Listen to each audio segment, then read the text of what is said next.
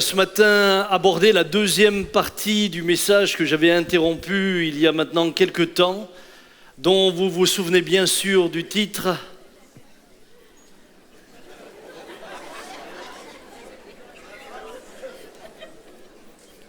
Thibaut, ça sert à quoi qu'on prêche s'ils oublient tout? Ce qui nous influence nous dirige. Dis-le à ton voisin, dis-lui, essaie de t'en rappeler pour encourager le prédicateur la prochaine fois. Ce qui nous influence, eh bien, c'est ce qui nous dirige. Alors, réjouissez-vous, c'est la dernière fois que vous avez à me subir. Je vais partir en vacances. Merci à toi Zoé qui crie ouais, ça me touche profondément. Nous sommes heureux, je dois le dire, d'aller un peu nous reposer avec mon épouse. Et je vais, pendant mes jours de repos, retrouver mon ami Johannes Amritzer. Et nous allons passer un peu de temps également ensemble. C'est toujours bon de se reposer avec son épouse et un ami. Et je bénis Dieu, il m'a déjà envoyé ce matin un programme que je te ferai découvrir. Tu me suivras. Mais en attendant, je voudrais vous laisser la deuxième partie de ce message, simplement résumer. Notre vie, finalement, est façonnée et orientée par ceux qui nous influencent. Vous et moi, nous subissons toutes sortes d'influences à toutes sortes de niveaux, et cela depuis notre plus tendre enfance. Je vous l'avais dit, j'ai eu la grâce d'être influencé par des parents extraordinaires, et je le dis, extraordinaire, je mesure mes mots. Je souhaite pouvoir devenir un père qui, un jour, permettra à ses fils, à ses filles de dire « Nous avons eu un bon père qui nous a influencés de manière merveilleuse ». Il y a eu des hommes de Dieu qui m'ont marqué, des hommes de Dieu comme le pasteur Aldo Benzi, qui alors que j'avais 17 ans, venait nous visiter régulièrement. Et je dois dire, cet homme a vu en moi des choses que moi je ne voyais pas. Et très tôt, alors que j'étais encore adolescent, finalement il m'a annoncé ce que je ferais, ce que je deviendrais, alors que j'étais à des années-lumière de cela. C'est toujours bon d'être en contact avec des hommes de Dieu, qui ont la sensibilité de l'esprit, qui ont une vision prophétique des choses. Et puis j'ai eu un autre homme qui m'a passablement influencé, c'est Reinhard Bonnke, un homme que j'ai beaucoup aimé, qui était venu alors que j'avais l'âge de 10 ans chez nous. Et je dois dire que son feu, sa ferveur pour Dieu, sa détermination, sa consécration avaient très tôt mis dans mon cœur ce désir d'honorer Dieu et de le servir. Nous sommes donc tous sous différentes influences et malheureusement il y a également les influences mauvaises, des influences qui ont détruit des vies et qui les ont détruites très tôt, les ont anéanties très tôt. J'étais la semaine dernière à la centrale d'Ensisheim, mais en sortant je croisais le détenu Francis Holm et je me disais mais voilà une vie détruite. Non seulement il a détruit des vies, bien sûr, mais voilà un homme qui, avant de détruire, a été détruit. Voilà un homme qui, évidemment, c'est insupportable et en rien, on ne peut accepter, ne serait-ce que l'idée de ce qu'il a fait. Mais en même temps, un homme qui a été détruit par de mauvaises influences. L'influence nous dirige, nous oriente et je désire simplement rappeler encore une fois ce qu'est une influence, vous donner la définition, une définition, action généralement continue qui exerce quelque chose sur quelqu'un, sur quelque chose, l'influence du climat sur la végétation, l'influence de la télévision sur les jeunes, l'ascendant de quelqu'un sur quelqu'un d'autre. Il a beaucoup changé sous l'influence de son ami et il peut avoir changé positivement ou négativement. Je désire avec vous, dans cette deuxième partie, voir deux sources d'influence que j'avais juste énumérées, mais non pas abordées. Et je vais les aborder aujourd'hui. La première, je vais commencer par la plus négative. La première source d'influence auquel nous sommes tous exposés, que nous le voulions ou non, elle est constante, elle est dès notre naissance, elle est là, elle ne se voit pas. Mais il y a beaucoup de choses qui ne se voient pas, qui nous influencent. Il y a beaucoup de choses qui ne se voient pas, dont nous avons besoin. Vous ne voyez pas l'oxygène, mais s'il n'y en avait pas ici, ce serait plus qu'un grand cimetière. Nous avons besoin de respirer. L'oxygène ne se voit pas. L'ennemi de nos âmes, et c'est mon premier grand point, Satan ne se voit pas. Et pourtant, il exerce son influence. Alors, tout d'abord, que signifie le mot Satan? Satan signifie l'adversaire.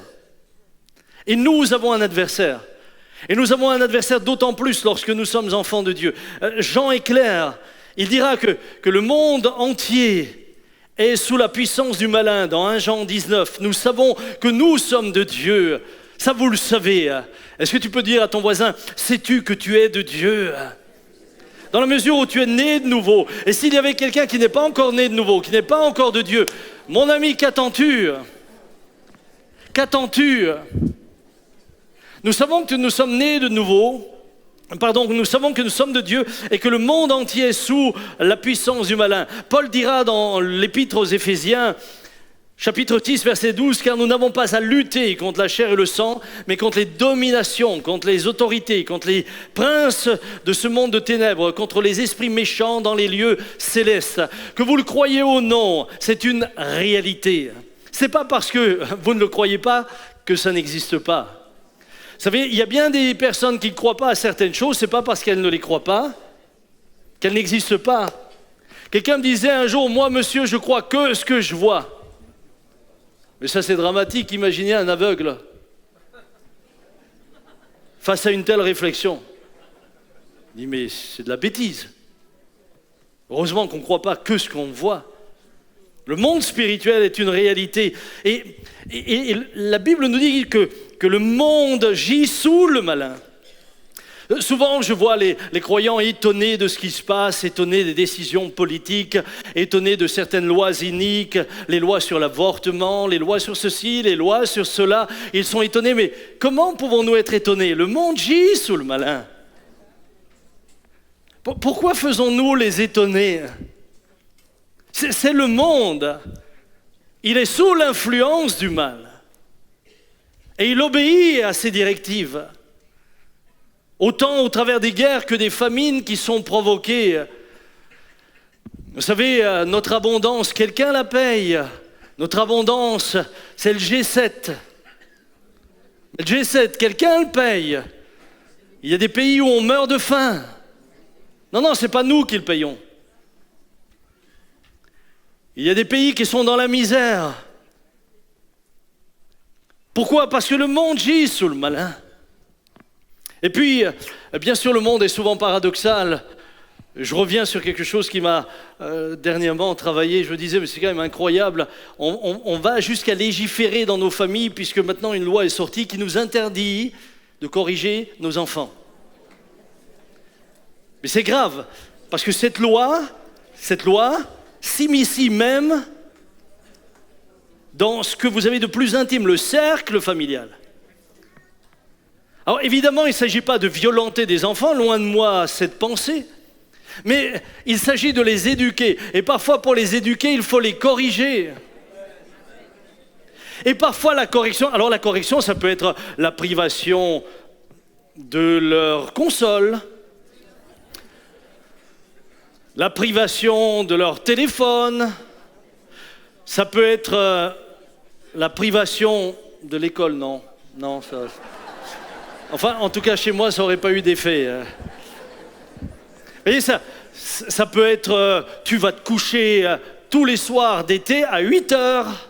Ça peut être tout ça. Mais parfois, ça ne suffit pas. Et alors, en réfléchissant là-dessus, je me dis, c'est quand même bizarre. Et je le dis, je sais que je suis filmé, et je sais que, évidemment, nous devons être soumis aux autorités. Je suis soumis aux autorités, mais parfois, je ne peux pas tout suivre. Enfin, je suis soumis. Quand les autorités disent 50, j'essaye d'être à 50. Non, je vous promets, je fais des efforts. Parfois juste, j'ai pas vu le panneau. Mais c'est pas de ma faute, ça. Mais je me dis quand même, c'est intéressant. Réfléchissez voir. Le même gouvernement qui fait voter des lois nous empêchant de corriger les enfants, fait voter des lois pour que ces mêmes enfants puissent être mis en prison plus jeunes. Alors pourquoi c'est l'État qui corrigerait les enfants à ma place? Pourquoi est-ce que c'est l'État qui commencerait à corriger en mettant nos enfants en prison?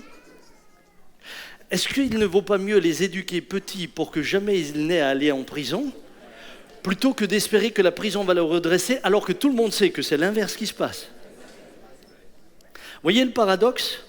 Tous les arboriculteurs savent qu'il est plus facile de redresser un jeune arbre avec un tuteur qu'un vieux et tordu. En parlant de vieux et tordu, je ne vise personne. Non, j'en voyais qui me regardaient indigné, mais je ne visais personne. Pourquoi des lois aussi iniques? Je le disais hier lors des obsèques, je disais, mais lorsque nous disons que le départ d'un jeune homme n'est pas juste, et je le comprends parfaitement. Mais comment pouvons-nous lever, nous, le poing vers Dieu, nous, société, lever le poing vers Dieu en disant « Où es-tu? C'est une preuve qu'il n'existe pas, c'est pas juste ». La même société qui tue des enfants dans le sein de leur mère et qui empêche des enfants qui veulent vivre de vivre. Pourquoi? Mais simplement parce que le monde gît sous le malin. Donc nous ne devons pas nous en étonner. C'est normal. Le monde est sous l'influence de l'adversaire. Et il agit en fonction de l'influence qui le dirige. C'est pourquoi je suis aussi étonné lorsque des croyants pensent que finalement c'est l'Église qui doit changer la gouvernance du monde. Mais non, notre royaume n'est pas ici, il est à venir. Je ne crois pas que nous sommes appelés à faire des partis politiques. Non, je ne le crois pas. Je crois juste que vous êtes disciples et que vous êtes appelés à être lumière du monde là où vous êtes. Si l'un d'entre vous un jour est appelé à devenir ministre, soyez bénis, brillez comme ministre. Mais ce n'est pas le rôle de l'Église de faire de la politique. L'Église est là pour annoncer une bonne nouvelle et pour permettre à la société d'entendre un autre écho et avoir une autre influence. Mais nous n'allons pas changer le monde suit son cours. Et la Bible dit qu'à la fin la terre sera roulée comme un vieux manteau. Donc ne perdons pas de temps avec ce à quoi nous ne sommes pas appelés. Regardez, partout on en a mis des gouvernements en place pseudo-chrétiens. Est-ce que ça s'est mieux passé après? Mais non. Influençons positivement. Oui, il y a eu des Joseph, mais qui les a élevés à ce rang-là? C'est Dieu. Oui, il y a eu des David, mais nous étions dans un autre fonctionnement, un fonctionnement monarchique à l'époque. Dans un pays Israël, dans lequel le seul et premier qui était adoré, c'était Dieu. On était dans une théocratie. Est-ce que ça empêchait Israël de faire des bêtises? Mes amis, Jésus dit, mon royaume n'est pas d'ici, il est à venir. Donc le monde gît sous le malin. Et tu es dans une société, et tu es dans un lieu de travail, et tu es au milieu d'hommes et de femmes qui sont sous une influence. Et il faut que tu le comprennes. Ça t'évitera de te mettre en colère. Au contraire, ça va t'amener à avoir de la compassion. Ça va t'amener à prier. Maintenant, nous concernant plus précisément, voyez-vous, non seulement le monde gît sous le malin, mais mes chers amis, nous aussi, nous avons un adversaire. Et la Bible le déclare. Et cet adversaire va chercher à vous influencer de mille et une manières. Et je reviens sur un point que j'avais abordé lors de ce premier message, son premier point d'accès. Écoutez bien, c'est important que vous compreniez cela. Son premier point d'accès pour vous influencer, c'est notre propre chair. Ça, c'est le premier point de contact, c'est par là, ça c'est la tête de pont. Regardez ce que Paul dit aux Galates. Dernièrement, lors du dernier message, justement, une internaute à la fin avait envoyé une question. Je ne sais plus comment vous vous appelez, cher ami, mais vous aviez envoyé une question dans laquelle vous disiez « Mais pasteur, finalement, qu'est-ce que la chair? Pouvez-vous mieux définir ce qu'est la chair ?» Et c'est vrai que très souvent, nous avons un vocabulaire que nous utilisons sans forcément donner le contenu et l'explication. Alors, je vais juste revenir rapidement dessus, parce que la chair, pour la plupart des croyants, la chair, c'est tout ce qui a trait à la débauche, tout ce qui a trait à l'ivrognerie, tout ce qui a trait au corps directement, la gloutonnerie, etc. Souvent, on pense que c'est ça, la chair. Mais la chair, c'est pas ça. C'est pas que ça. La chair, c'est plus. Regardez ce que Paul dit, Galates 5, 19. Or, les œuvres de la chair sont évidentes, c'est-à-dire inconduite, impureté, débauche, idolâtrie, magie, hostilité, discorde, jalousie, fureur, rivalité. C'est la chair. Division, parti pris, envie.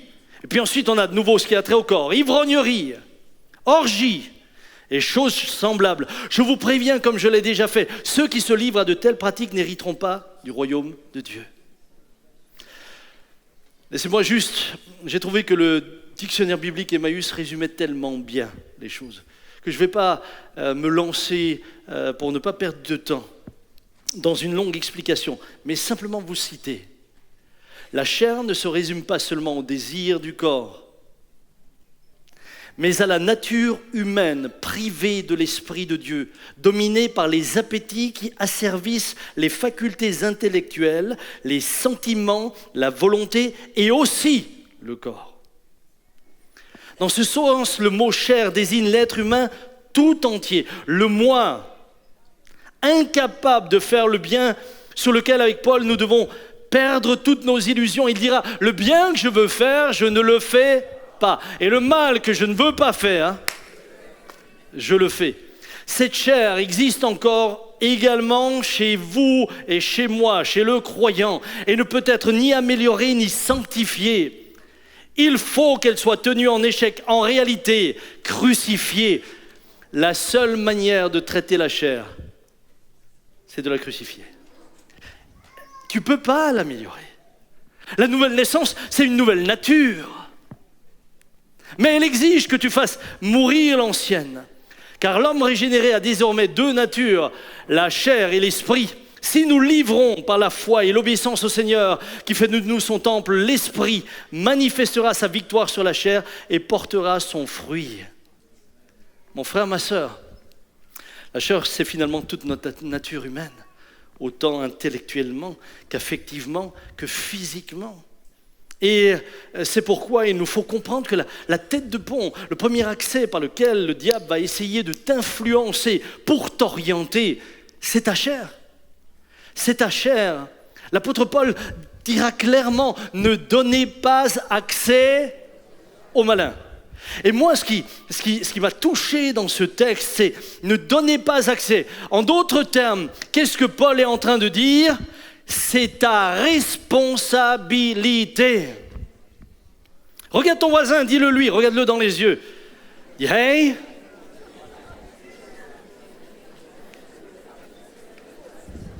C'est ta responsabilité.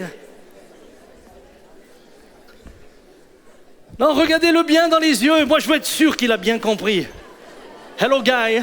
It's your responsibility. Yes? Pourquoi est-ce que je dis cela ? Parce que nous sommes dans une société de victimisation. Plus personne n'est responsable de rien.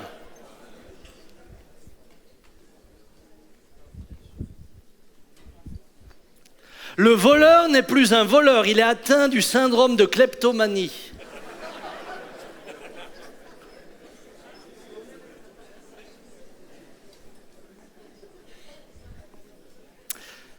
Tu ne payes pas tes impôts, a dit Monsieur le ministre, tu es atteint d'une phobie administrative.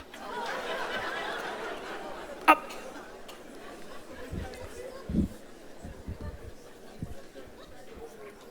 Vous voyez, c'est pas moi, c'est mes parents. Mais alors, écoutez bien, N'imaginez pas que c'est seulement dans la société. L'Église est pire. L'Église est pire. Parce que dans l'Église, les croyants disent, c'est pas moi, c'est le diable. C'est pas moi, ce sont les démons. C'est pas moi, c'est mes ancêtres, c'est l'hérédité, ce sont les liens d'âme et je ne sais quoi encore. On n'a que des victimes. C'est comme quand je suis en prison, il n'y a que des innocents. Moi, je rencontre que des erreurs judiciaires.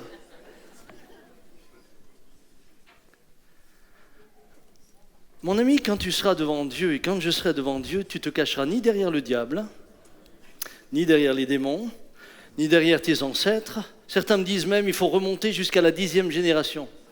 Ouais, pourquoi pas voir ce que Vercingétorix faisait pour... Non mais attendez, à un moment donné, on n'est plus dans l'évangile.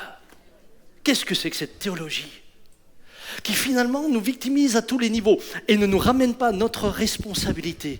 La Bible dit que le coupable mourra. Devant Dieu, je ne pourrais pas dire « Oui, mais tu comprends, si tu avais eu ma belle-mère. »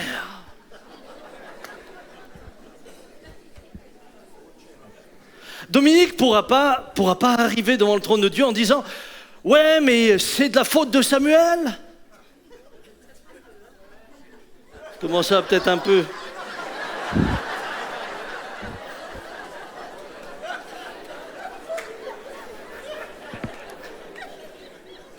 Ah ben, je voudrais bien avoir un petit siège lorsque le jugement se fera tout loin, je regarderai.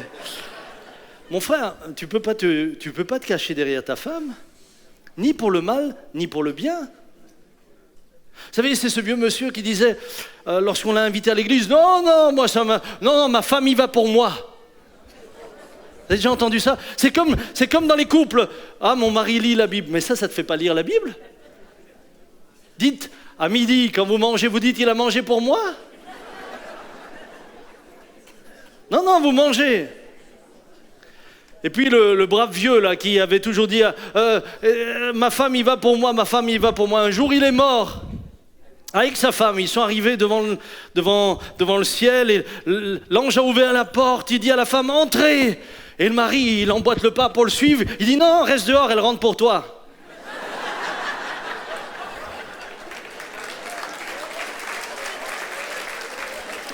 Hello. Nous sommes pleinement responsable. Tu es responsable quand tu te mets en colère. Tu es responsable lorsque tu manges de trop.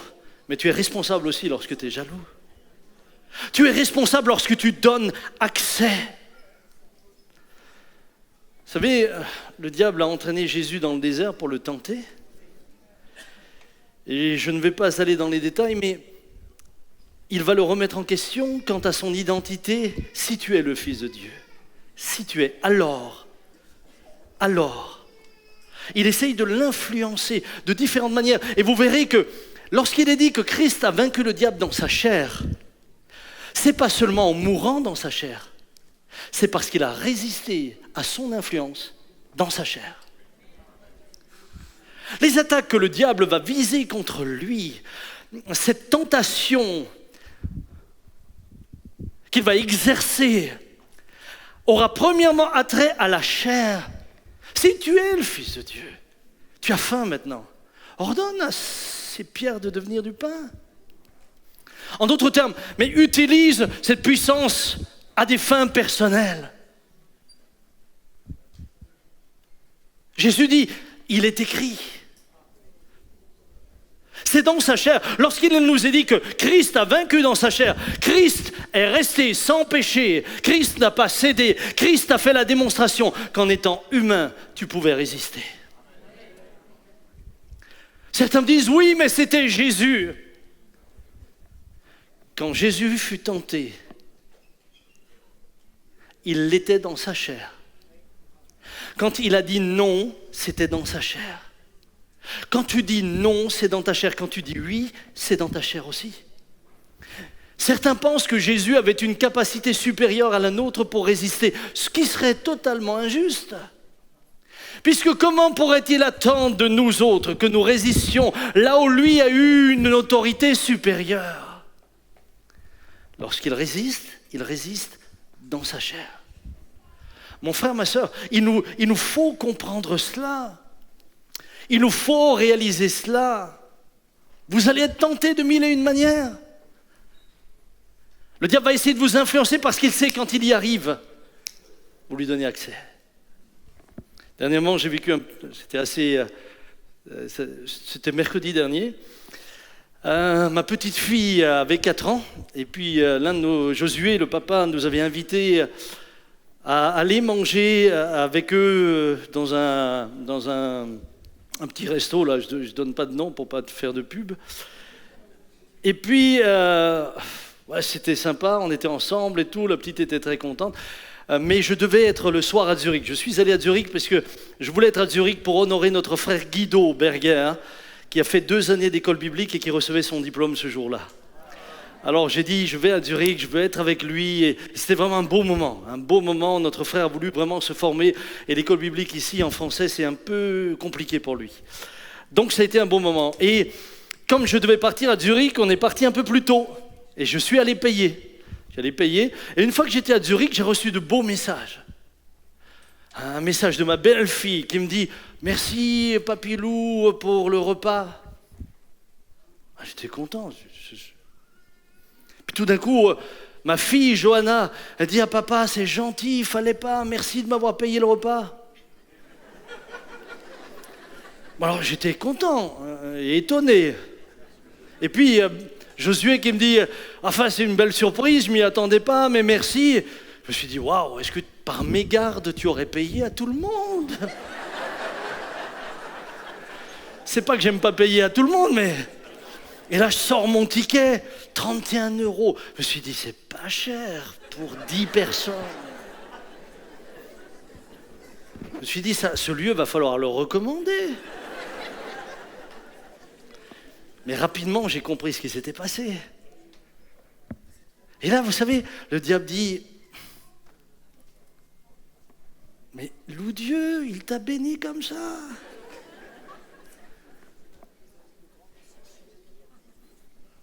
Parce que quand ils sont arrivés, ils leur ont dit, un grand monsieur aux cheveux gris a payé. Donc c'était quand même assez ressemblant. En fait, c'était un autre grand-père d'une autre table qui allait payer pour toute sa famille, et c'est nous qui en avons bénéficié.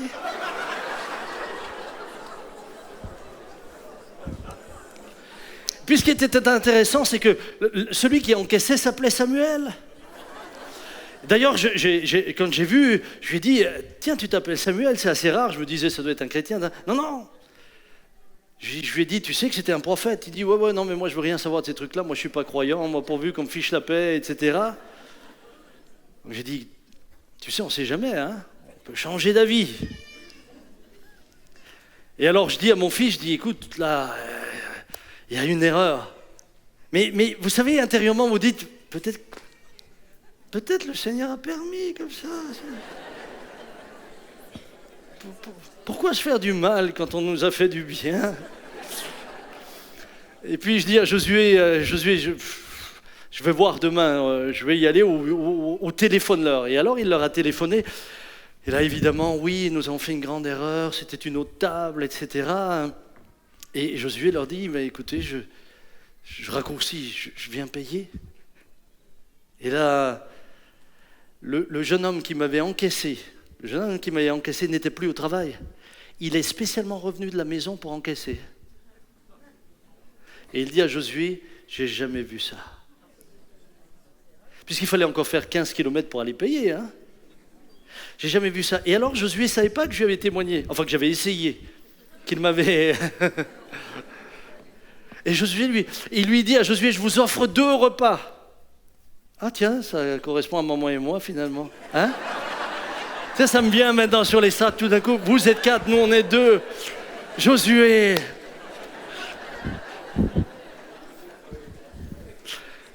Et puis, Josué lui dit, non, je veux pas les repas. Je voudrais juste...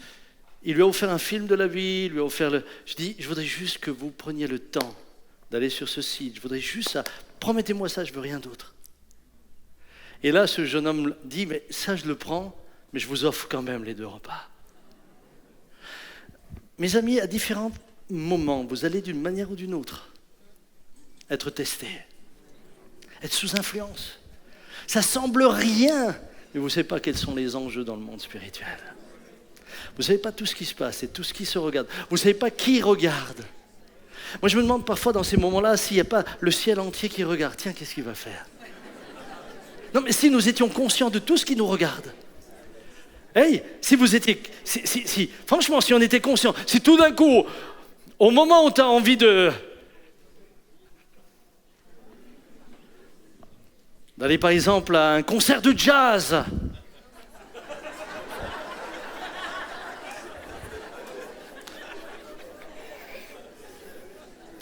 en disant que tu fais partie de l'armée, sans préciser de l'Éternel, non pas américaine. Mais quand tu es conscient que tous les anges regardent, tout d'un coup, je pense que...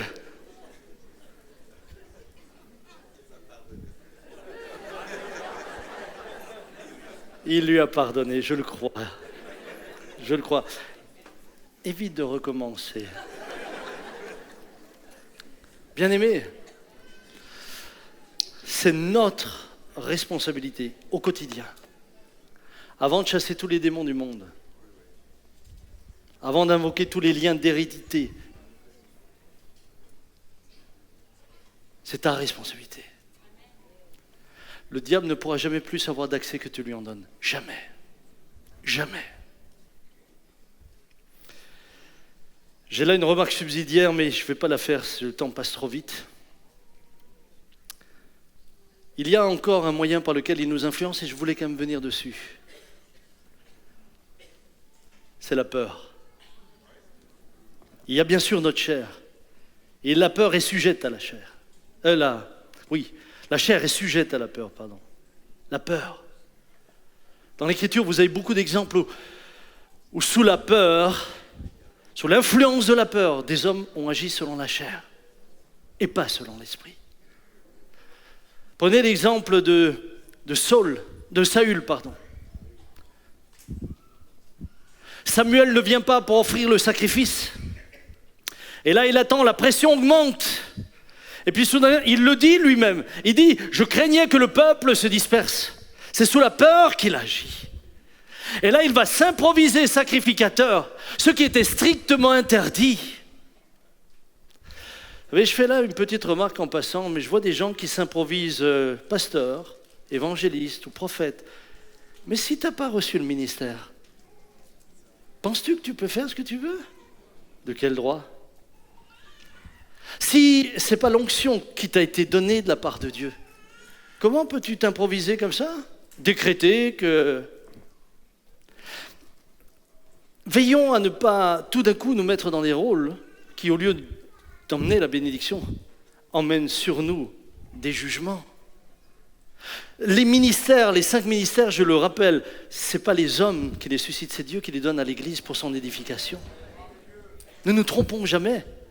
C'est lui le donateur. Ne nous laissons pas aller à faire des choses qui ne nous reviennent pas. Et je crois que parfois ça ramènerait aussi plus de respect. Pierre, c'est... Vous savez, moi je me garde de juger Pierre lorsqu'il l'a renié 3 fois. Je me garde. Parce qu'avec la pression qu'il y avait...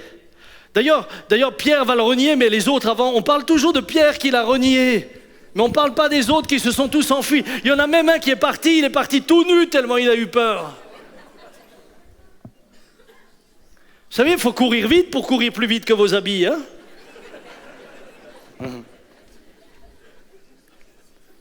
Alors d'eux, on ne parle jamais, mais ils ont pas fait mieux. Mais Pierre, lui, va aller jusqu'à l'endroit où ça respirait vraiment le danger. Et là, il a peur. Et sous l'influence de la peur, il va agir selon la chair et non pas selon l'esprit. Et Jésus savait que même si son esprit était bien disposé, sa chair était encore faible. Et nous sommes des hommes et des femmes dont l'esprit est très souvent bien disposé, mais la chair est faible. Prenons conscience de cela. Vous et moi, nous sommes appelés à être plus que vainqueurs. Si nous savons mettre et concentrer nos forces là où il faut les concentrer, sans nous disperser dans toutes les directions. Je vois des chrétiens soigner leur mal au mauvais endroit. Vous savez, si j'ai mal aux dents, ça ne sert à rien d'aller chez le pédicure.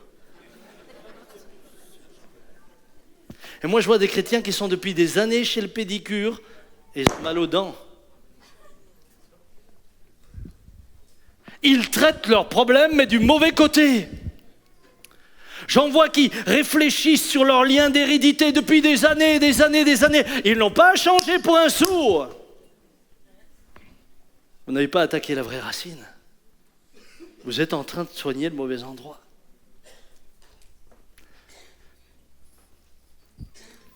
Vous savez,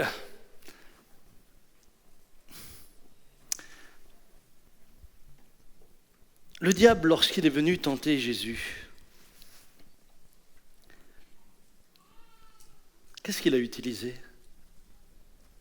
On dit toujours que Jésus a résisté par la parole, mais le diable, lui, qu'est-ce qu'il a fait? Il a utilisé la parole.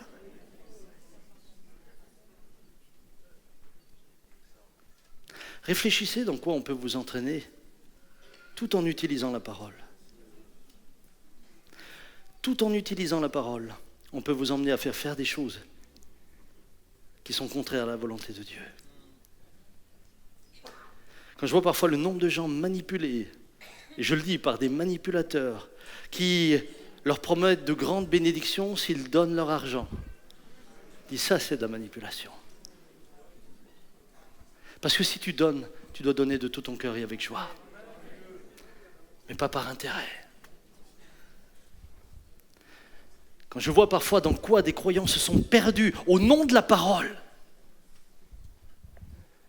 nous sommes appelés à examiner la parole et à ne pas tout avaler parce qu'il sait l'utiliser, la parole. Laissez-moi revenir à la peur. Dans l'Écriture, il y a un exemple très parlant à ce sujet-là, c'est Ézéchias face à la menace de Sanchérib. Je ne sais pas si vous vous souvenez de ce récit. Je le lis rapidement. Le roi d'Assyrie agresse Juda, et puis il a un de ses envoyés, Rabsaké, qui vient avec ses serviteurs, et voilà ce qu'il est dit dans 2 Chroniques 32, 13. Le peuple est sur la muraille.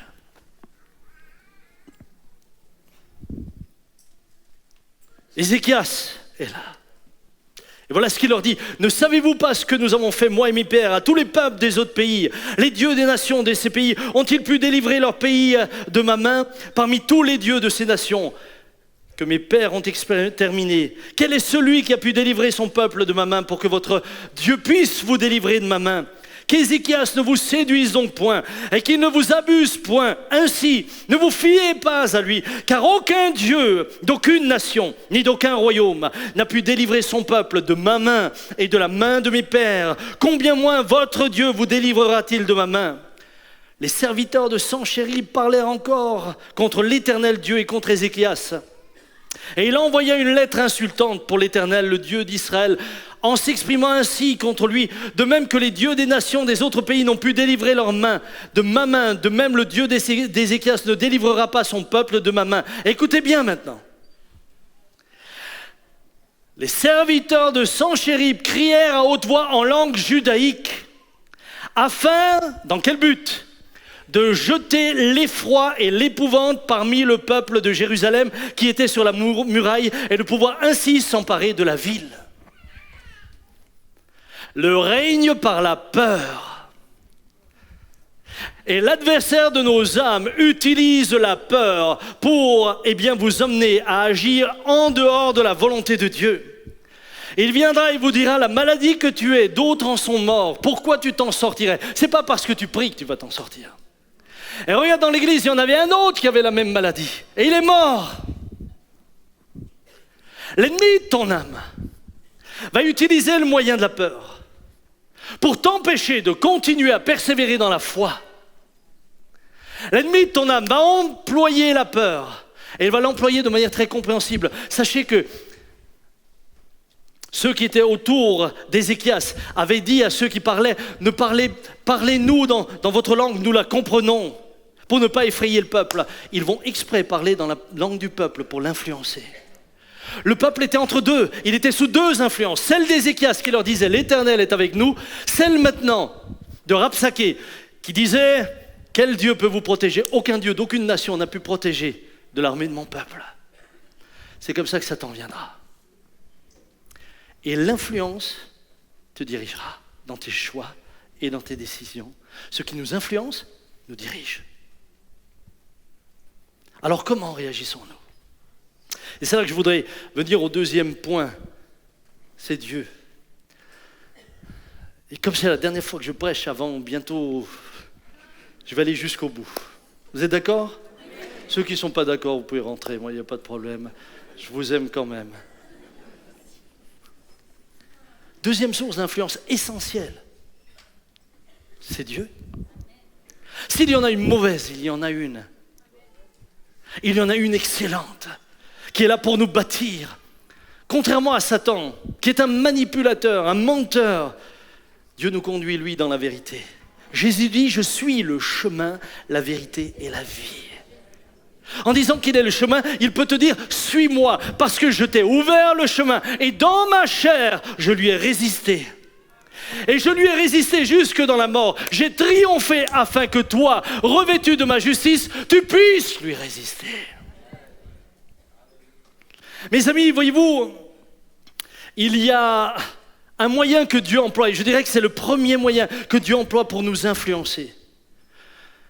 Je pourrais là commencer à parler de l'œuvre de l'Esprit, je pourrais commencer à parler de la manière dont Dieu nous parle par des prophéties ou des paroles de connaissance, mais ça, ce n'est pas le premier moyen. Le premier moyen que Dieu emploie par excellence, c'est sa parole. C'est sa parole, c'est le premier moyen. Comment Jésus a-t-il résisté?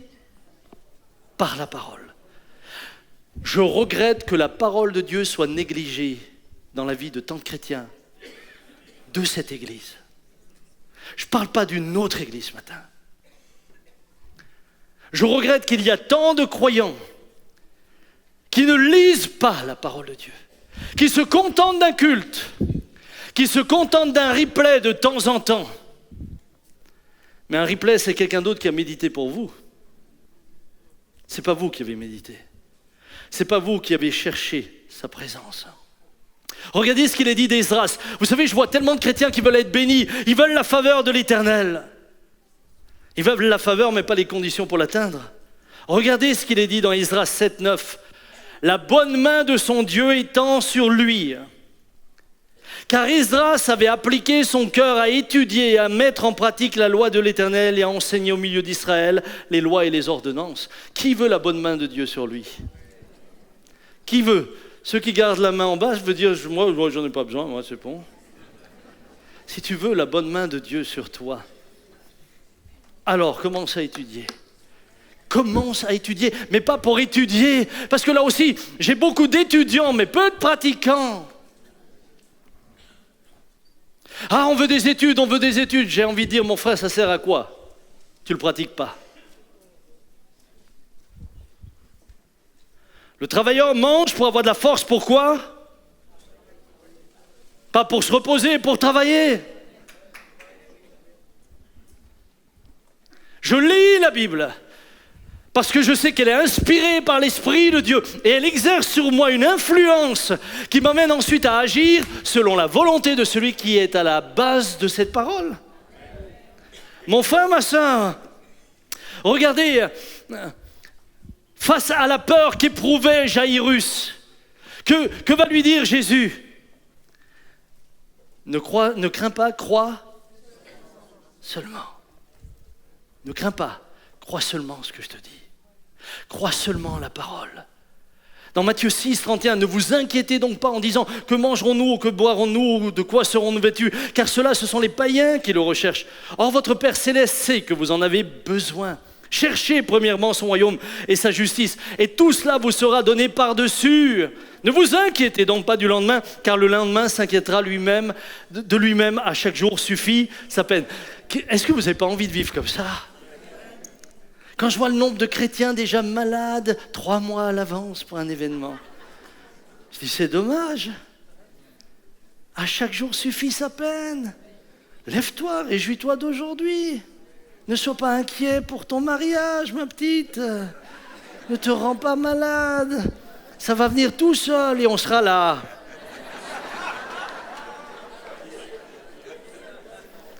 Ne vous inquiétez pas.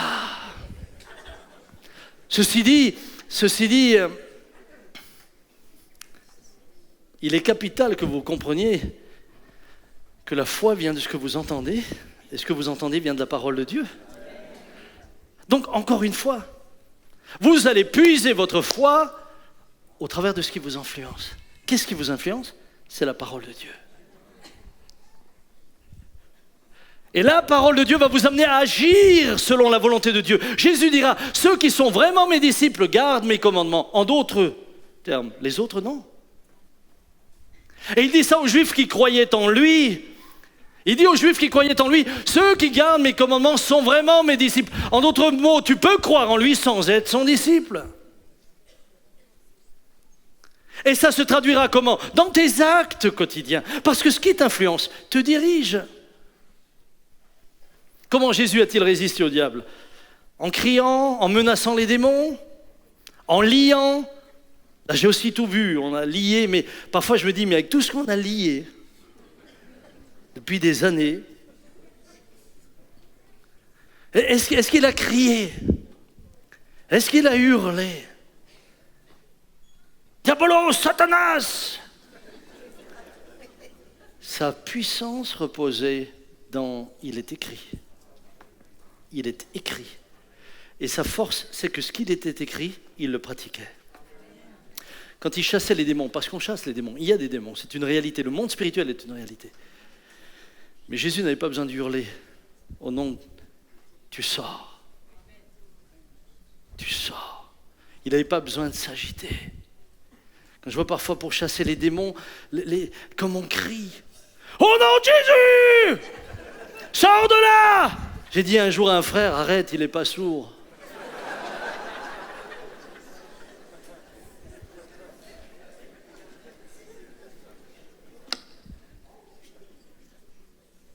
Les démons ne sont pas sourds. Mais c'est l'autorité qui les fait fuir. L'autorité vient d'où? De la puissance de la parole en vous. Pas dans votre tête, dans le fait que vous la viviez. Dans le fait qu'elle vous oriente, elle vous influence, elle vous oriente. Elle change vos vies. Elle vous transforme. Regardez ce qu'Ézéchias fait. Moi, ça m'a... Waouh, j'ai dit, Seigneur, ça, waouh, j'aime ça. À force d'entendre Thibaut prêcher, je commence à avoir des waouh, des yes. Non, mais il m'influence, ce gars-là, c'est fou. C'est fou, c'est l'inverse. Je ne l'entends pas encore parler en alsacien, wenn Fangchor.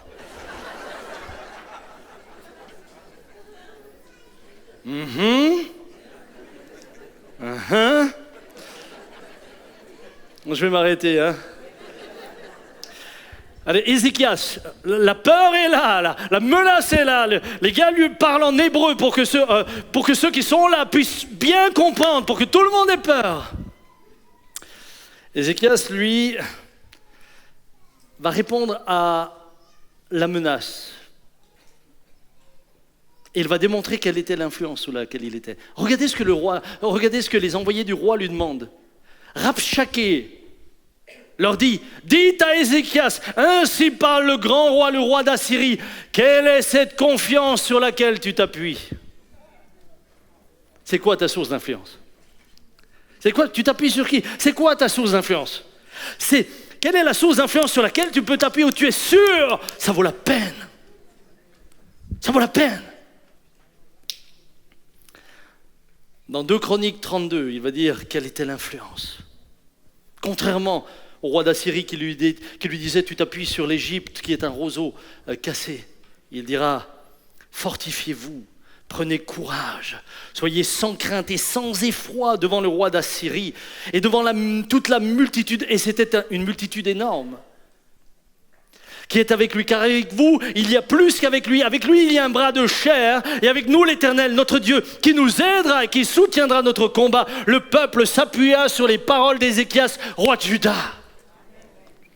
Frères, sœurs, moi je voudrais que lorsque vous parliez, ceux qui vous connaissent, qui connaissent votre foi, qui connaissent la démonstration de la présence de Dieu en vous, lorsque vous parlez, qu'ils s'appuient sur vous et non pas sur les autres.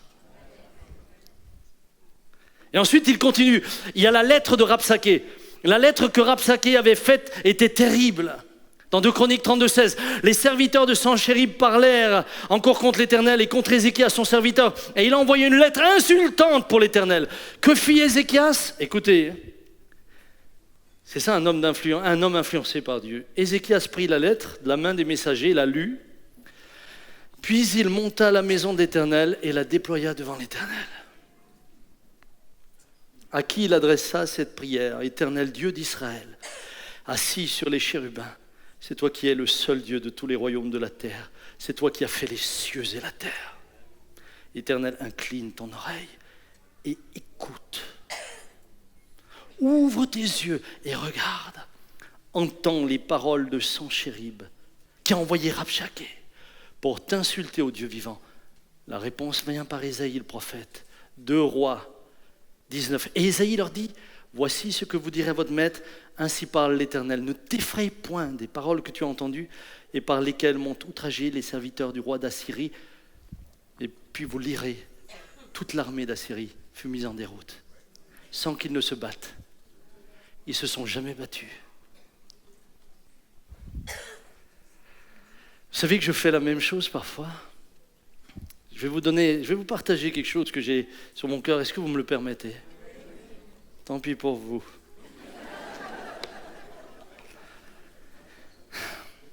Vous savez que je suis bien sûr pasteur dans l'église, mais j'ai aussi la présidence de toute l'œuvre. Et donc je suis concerné également par les finances. Et vous savez qu'on ne fait jamais d'appel.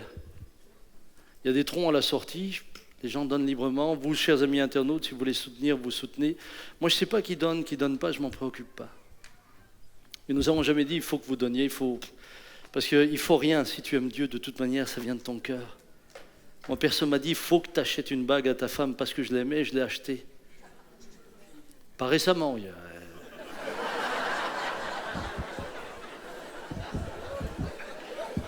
Mais récemment, je t'ai acheté... Alors là, les frères, juste, ça n'a rien à voir avec la prédication, mais un petit truc que je viens de découvrir. Vous savez, ils disent, il faut régulièrement offrir des bouquets à votre femme. Hein? Eh bien, vous viendrez me voir, les frères, j'ai découvert une petite plante que j'avais achetée. Et elle est belle, elle grimpe, elle a de belles fleurs jaunes. Et tous les jours, des fleurs tombent et des nouvelles viennent. Elle a un bouquet nouveau tous les jours. J'ai trouvé la plante magique pour les hommes. T'as plus besoin d'acheter de bouquets. Tous les matins, de nouvelles fleurs viennent. Et chaque matin, je m'applique à lui dire, t'as vu les nouvelles fleurs? Bon, je ferme, je reviens à mon sujet. C'était pas ce que je voulais vous dire exactement. Et donc, il y a quelque temps, j'ai le service comptable de l'église qui m'appelle, mon cher comptable Gérard qui est là. Ils disent, écoute Samuel, voilà. Je dois vous dire, frères et sœurs, sans que vous le sachiez, vous contribuez aussi à ceux qui parfois me font peur. Oui, parce que il y a des mois où... Vous savez, on sort tous les mois 23 ou 24 salaires. Puis tout d'un coup, il y avait là des mois qui étaient... Je disais, waouh, je ne vous dirai pas les chiffres, c'est pas important. Je voyais une baisse. J'ai dit à Gérard, allez, on prie ensemble. On a prié ensemble. Et je ne sais pas encore les résultats. Hein. Là, je ne parle pas la foi. Mais j'ai fait une chose. Marie-Claire, notre comptable, m'avait envoyé les chiffres. J'ai pris mon téléphone, j'avais les chiffres dessus. J'ai agrandi le chiffre. J'étais en forêt, personne ne me voyait, il y avait juste mon chien. J'ai dit, Seigneur, tu vois, Ézéchias, il est venu avec la lettre de Rabsaké. Moi, j'ai un problème. C'est pas privé, mais regarde tes enfants. Voilà ce qu'ils ont donné. Aide-moi. J'ai jamais compté sur vous, j'ai toujours compté sur lui. Mais aide-moi. Seigneur, je te la porte. J'étais dans cette forêt de Passat et je criais. Bien sûr, j'ai regardé s'il n'y avait pas Thibaut qui fait son jogging, parce que lui fait son jogging là-bas. Dis, la dernière fois, j'ai cru que c'était toi. Quand j'ai regardé, c'était un sanglier. Oh, ça c'est... Alors, celle-là, fallait me la laisser. Non, écoutez, je vais partir pendant 2-3 semaines, là. Il fallait me la laisser, celle-là. Faites-moi plaisir de temps en temps. Dites, voilà, ben voilà. Ah, mais je dois dire, ça m'a fait du bien, là. Ah. Non, parce que ces derniers temps, il mastiquait régulièrement. Donc, je me suis dit... Mais voilà ce que j'ai fait. Je vais vous dire, l'année dernière, nous étions dans une situation similaire. Mois de novembre, on ne vous en a pas parlé. Vous voyez, j'en parle aujourd'hui, on est bientôt en septembre 2019, c'était en 2018. Et je vous le dis pour nous encourager, mais aussi pour nous encourager à être sérieux avec Dieu. Peut-être si vous pouvez éviter de me faire peur, c'est pas mal. Gérard vient me voir, il dit, Samuel, on est en retard de plus de 50 000 € sur l'année dernière. Vous savez, quand vous devez sortir les salaires et tout. Et je dis, Gérard, viens, on prie. Souvent, on prie ensemble. On est dans le bureau, on prie ensemble. Je dis, Seigneur, tu sais. Et puis est arrivé le mois suivant. Et à la fin du mois, il m'appelle et dit, Samuel, c'est extraordinaire. On a rattrapé notre retard. Mais pas seulement. On est en avance de 80 000 €.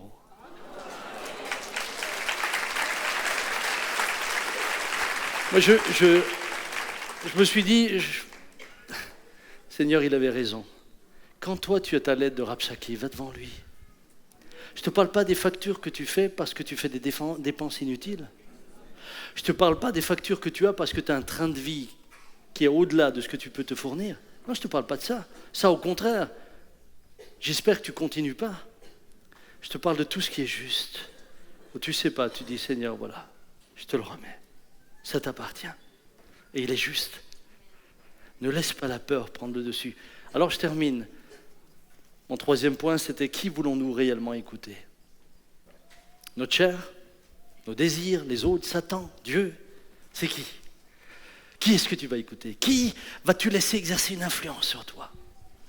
Et suivant ta réponse, j'aimerais te demander, ok, tu me dis c'est Dieu, parce que je sais que vous me dites tous Dieu. Je n'ai même pas besoin de vous demander de lever la main, je le sais. Il n'y en a aucun qui va lever la main en me disant, moi le diable. Et s'il y en a un, attrapez-le, et puis on va lui parler. Non, je sais que vous dites tous Dieu. Si c'est vrai, alors combien de temps par jour vous exposez-vous à son influence pour vous laisser diriger? Combien de temps prenez-vous pour lire votre Bible au lieu de regarder le téléphone? Combien de temps? Combien de temps au lieu de regarder le foot ou je ne sais quoi? J'aime aussi le foot, on peut en regarder, c'est pas le problème. Combien de temps? Ne me dites pas, frère, moi je veux être influencé par Dieu, si tu lis jamais ta Bible, c'est pas vrai. Tu es en train de te prêcher des trucs qui sont faux. Je termine juste avec cet exemple, puisqu'il m'a marqué, c'est Josaphat. Vous savez, Josaphat et Akab. Akab l'invite à aller faire une guerre. Et Josaphat, malheureusement, n'a pas... Si les musiciens pouvaient venir, ce serait gentil. Josaphat, c'est pour ça qu'on était plus long, les musiciens n'étaient pas encore là. Ah, ils sont déjà là. Ah, c'est mince. Et merci, frère Joël, d'être venu ici spontanément. Josaphat, écoutez bien, Josaphat y est allé sans consulter l'Éternel. Mais voilà, quand il est avec Akab, il va vouloir dire la chose suivante. Écoutez bien. Dans 2 Chroniques 18. Puis Josaphat dit au roi d'Israël, « Consulte maintenant, je te prie, la parole de l'Éternel. » Le roi d'Israël rassembla les prophètes au nombre de 400. Et leur dit, « Irons-nous au combat vers Ramoth en Galade ou dois-je m'en abstenir ?» Et il répondit, « Monte et Dieu les livrera entre les mains du roi. » Akab avait des prophètes dits de l'Éternel, mais manifestement ces prophètes avaient l'habitude de lui prophétiser ce qu'ils voulaient. Les gars étaient entraînés à lui dire ce qui lui plaît. Et là, vous avez le chrétien type qui veut faire semblant de suivre Dieu. Il met tout en place. On a le sentiment que le gars, il cherche Dieu. Mais dans la réalité, il ne s'écoute que lui-même. Quand Josaphat voit ça, il dit, mais est-ce qu'il n'y en a pas un vrai? T'en as 400. Et le gars, il dit, est-ce qu'il n'y en a pas un vrai? C'est qu'il a bien senti que les autres étaient en plastique. Écoutez la réponse d'Akab, elle est parlante. Elle est parlante. Il dit, le roi d'Israël répondit à Josaphat, il n'y a plus qu'un seul homme par qui l'on pourrait consulter l'Éternel, mais je le déteste, car il ne prophétise rien de bon sur moi. Jamais que du mal, c'est Michée, fils de Yimla. Josaphat dit que le roi ne parle pas ainsi. Donc ils le firent venir. Que se passa-t-il? Il se passa ce qu'il savait. Michée, 2 Chroniques 18, 25, le roi d'Israël dit, prenez Michée, emmenez-le vers Amon, chef de la ville, et vers Joas, fils du roi.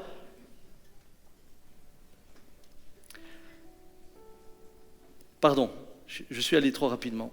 Michée va venir et va prophétiser en disant, tu n'iras pas à la bataille. Et si tu y vas, tu mourras. Vous avez là un roi d'Israël, qui connaît l'Éternel, entouré de 400 prophètes, des gars entraînés à lui dire ce qui lui plaît. Maintenant, il entend la parole de Dieu, celle qui doit l'influencer. L'influence doit diriger son action. Son action, selon ce que Dieu lui dit, c'est « va pas ». Vous savez ce qu'il fait? Le roi d'Israël dit, prenez Michée et emmenez-le vers Amon, chef de la ville, et vers Joas, fils du roi. Vous direz, ainsi parle le roi. Mettez cet homme en prison et nourrissez-le de pain et de l'eau d'affliction jusqu'à ce que je revienne en paix. Et Michée dit, si tu reviens en paix, l'Éternel n'a point parlé par moi. Et il dit encore, vous tous, peuple, entendez. Akab est mort, il n'est jamais revenu. Michée avait parlé. Paul dit à Timothée, car il viendra un temps où les hommes ne supporteront pas la saine doctrine, mais ayant la démangeaison d'entendre des choses agréables, ils se donneront une foule de docteurs selon leurs propres désirs, détourneront l'oreille de la vérité et se tourneront vers les fables. Vous savez ce qui se passe aujourd'hui? Non, les chrétiens ne mettent pas les pasteurs en prison. Les chrétiens changent d'église. Ah, ce qu'il dit là, c'est trop dur. Non, non, c'est trop exigeant. Non, là, ça devient extrême. Non, ils ne les mettent pas en prison. Ils vont chercher ceux qui leur diront ce qu'ils veulent entendre. J'ai vu des personnes, on a 8 pasteurs, j'ai vu des personnes demander un rendez-vous. Ils n'ont pas entendu ce qu'ils voulaient, ils en ont pris un deuxième rendez-vous, un troisième, quatrième, jusqu'à ce qu'ils aient un pasteur qui leur dise ce qu'ils veulent entendre. Ne me dis pas que tu es sous l'influence de Dieu si tu cherches juste à entendre ce que tu veux. Ne me dis pas que tu cherches l'influence de Dieu si tu ne t'exposes pas à la parole de Dieu. Ne me dis pas que tu cherches l'influence de Dieu si venir dans ce lieu est trop difficile. Si rester au lit et suivre sur le net c'est plus facile. Ne me dis pas que tu cherches Dieu. Je ne parle pas de tous nos amis internautes qui sont loin, je ne parle pas de ceux qui sont malades ou handicapés ou autres. Je parle de tous ceux qui peuvent et qui par confort. Je vous le dis en vérité et je vous le dis pour ne pas vous tromper. Parce que le jour où vous serez devant lui, comme moi, nous ne nous cacherons ni derrière le diable, ni derrière quelqu'un d'autre. Nous serons responsables de nous-mêmes. Fermons nos yeux. Puis je vous laisser avec cette conclusion. Désirez-vous une vie victorieuse? Bien sûr que je sais qu'à cela tout le monde dit oui. Posez-vous la question, à quelle influence est-ce que je donne accès?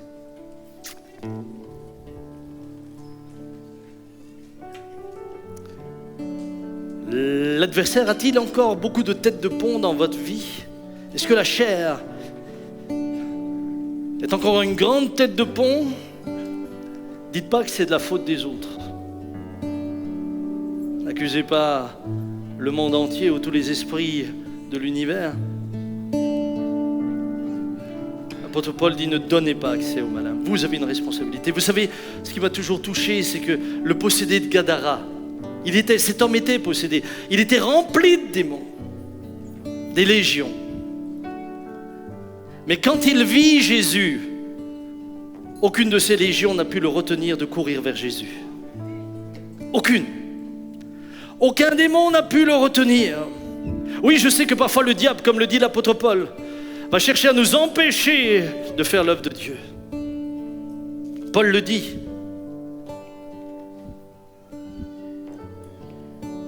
Résistez-lui et il fuira loin de vous. Cependant, votre autorité pour lui résister viendra de votre capacité de vous soumettre à Dieu. Comment pouvez-vous être soumis à Dieu sans être soumis à sa parole? Et comment pouvez-vous être soumis à sa parole sans la lire? Mes frères, mes sœurs, ce matin, je voudrais une église de vainqueurs, une église de disciples, une église d'hommes et de femmes solides, non pas emportés à tout vent de doctrine. Une église qui sait aussi quand la Bible est utilisée par l'adversaire pour nous détourner de l'essentiel. Alors veux-tu être béni ce matin? Veux-tu une vie victorieuse? Je te laisse ce psaume de David, 119, 11. Je serre ta parole dans mon cœur afin de ne pas pécher contre toi. Béni sois-tu, Éternel. Enseigne-moi tes statuts. Et je vous laisse pour cette semaine avec ce texte de Paul aux Romains, chapitre 8, verset 12. Ainsi donc, frères, nous ne sommes point redevables à la chair. Vous lui devez rien à la chair, pour vivre selon la chair. Si vous vivez selon la chair, vous mourrez. Mais si par l'Esprit, frères, si par l'Esprit, en d'autres mots, si par la parole, si par l'enseignement de l'Esprit au travers de la parole de Dieu, vous faites mourir les actions du corps, vous vivrez. Car tous ceux qui sont conduits par l'Esprit de Dieu sont fils de Dieu. Levons-nous ensemble et prions. Père, nous avons compris que ce qui nous influence nous dirige.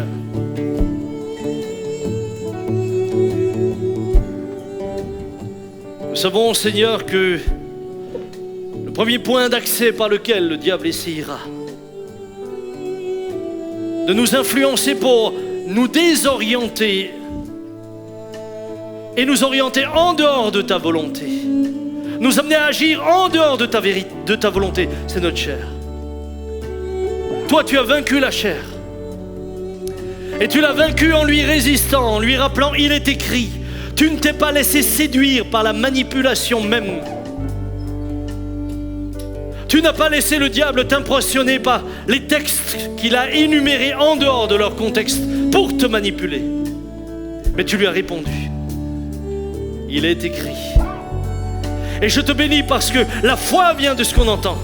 Et ce qu'on entend vient de la parole de Dieu. Merci pour la foi que tu nous donnes, nous permettant, même face aux événements difficiles, de ne pas sombrer dans la peur, de ne pas le laisser nous influencer par le moyen de la peur.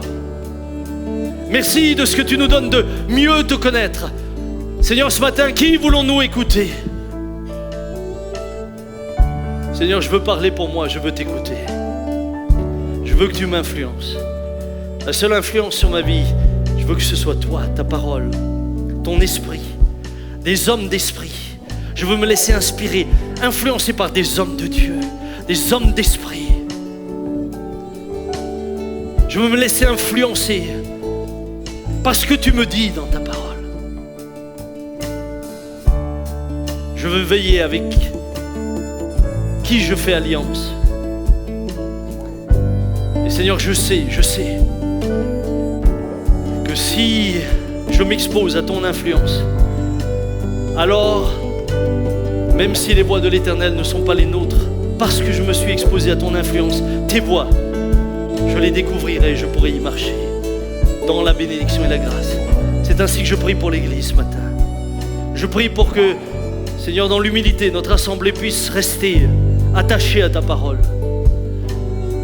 Je prie pour que chaque membre ici présent, chaque croyant qui la compose, s'expose à l'influence de ta parole et de ton esprit. Je prie que non seulement il s'y expose en la lisant, mais en la pratiquant. Je prie que cette église devienne une église dans laquelle l'autorité spirituelle se manifeste par la présence de la parole de Dieu. Tu es la parole faite chair, Seigneur. Et je te remercie parce que tu donnes à l'église d'exercer son autorité sur le monde des ténèbres. Que lorsque ta parole est proclamée, les malades soient guéris, les démons soient chassés. À cause de ta présence, à cause de ton nom, à cause de ta parole dans tes serviteurs et tes servantes, à cause de ta vie en nous, que ton nom soit béni. À ton nom seul soit l'honneur, la louange et la gloire. Amen.